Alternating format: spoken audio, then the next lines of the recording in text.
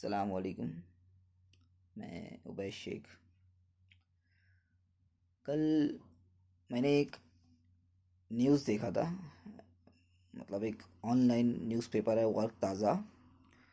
उसके अंदर एक खबर थी, अ, जिसके अंदर एक मालेगांव की एक मस्जिद के इमाम और ख़तीब है, जिनका नाम है मोहम्मद अमीर उस्मानी।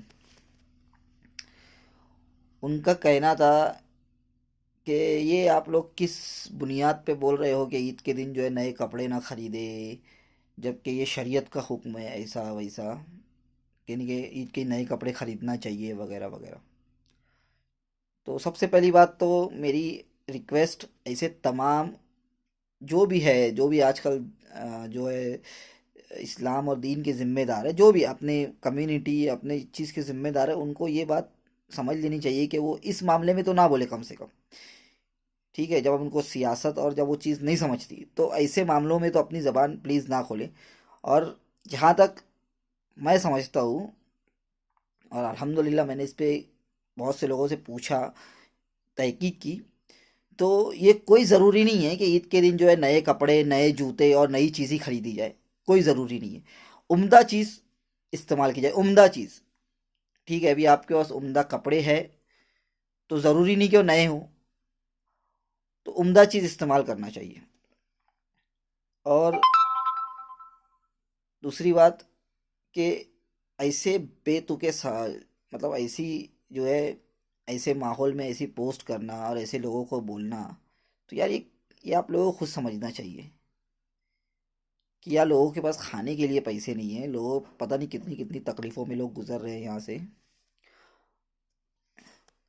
और आप लोग हो कि अभी फतवा दे भी रहे तो किस चीज़ पे। जो भी हो, आप ये बात बोल रहे हो कि ईद के नए कपड़े पहनना ज़रूरी है, शरीयत का हुक्म है, आप शरीयत मतलब कहाँ से लाए यार ये चीज़। हैं? तब आप लोग कहाँ होते हो जब लोगों पे, जब मुसलमानों पे जो जुल्म होते हैं, तब आप लोग कहाँ होते हो? तब आप लोग उम्मत को क्यों नहीं बोलते कि आपको ये करना चाहिए, ये शरीयत का हुक्म है।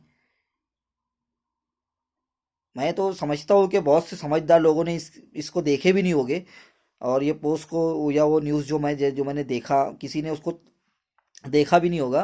पर जो आसपास वहाँ रहते हैं, जो मालेगांव में और उस इमाम खतीब के आसपास रहते हैं, वो लोग पे शायद इस बात का असर हो, तो ये उन तक ये बात पहुँचे कि भाई प्लीज़ आप ऐसे लोगों की बातों में ना आए।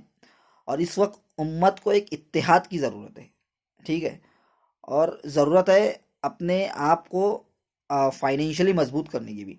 तो ईद की शॉपिंग में जो पैसा खर्च होगा, पता नहीं है लॉकडाउन कितना लंबा चले, कहाँ तक चले, आगे और कितनी परेशानियां आए। तो जो फिजूल खर्चियाँ ईद की शॉपिंग में होगी, उसको बचा कर हम अपना और अपने आस पड़ोस वालों का और अपने रिश्तेदारों का, गरीब रिश्तेदारों का, हम उनका ख्याल कर सकते हैं, ख्याल रख सकते हैं। ठीक है ना? और ऐसे ही फिजूल खर्ची से बचा सकते हैं। ठीक है ना? ये ईद इंशाल्लाह अगर अल्लाह ने चाहा सब कुछ ठीक हो गया तो अगली ईद धूम से मनाएंगे। मगर कम से कम इस बार तो थोड़ा सा सब्र कर लीजिए प्लीज़। मेरी फिर एक बार ये रिक्वेस्ट है हर हर किसी से कि इस बार प्लीज़ प्लीज़ प्लीज़ ईद में कुछ भी फिजूल खर्ची मत कीजिए, कुछ भी नया, जहाँ तक हो सके, जहाँ तक हो सके आप कुछ भी नया ना खरीदें। जो आपके पास बेहतरीन, जो भी अच्छा पुराना है, आप उसका इस्तेमाल करें। और जो पैसा आप नया खरीदने में यूज़ करने वाले हैं, उस पैसे को आप जो है अपने आस पड़ोस के गरीबों पर खर्च करें, और ख़ुद अपने आप पर भी खर्च करें। क्योंकि ज़रूरी ये नहीं, कि ज़रूरी ये भी है कि अब ये लॉकडाउन, जैसे आप जानती होगी कि अब ये 15 दिन और बढ़ गया, 2 हफ्ते के लिए और बढ़ा दिया गया।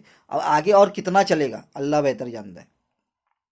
तो इसीलिए बेहतर ये है कि आप उस पैसे की सेविंग करें, और जो है, और ईद को सादगी से, बिल्कुल सादगी से मनाएं।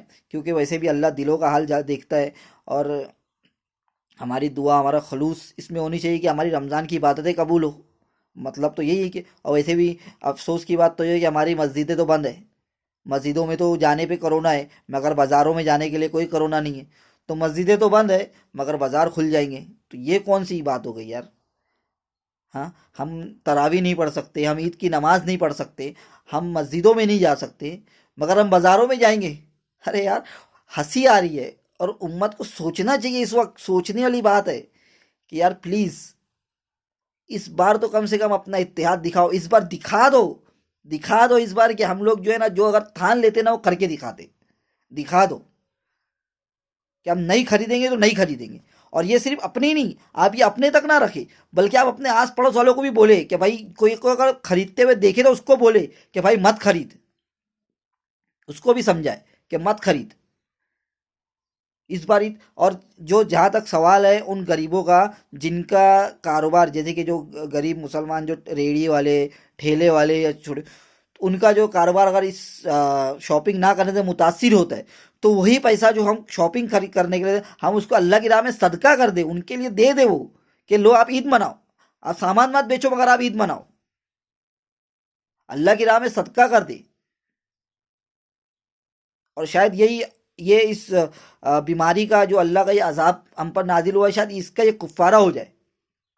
मगर प्लीज़ प्लीज़ इस बार कुछ ना खरीदे, कुछ भी ना खरीदे, इस बात को ध्यान दे। जज़ाकल्लाह खैर। अस्सलाम वालेकुम।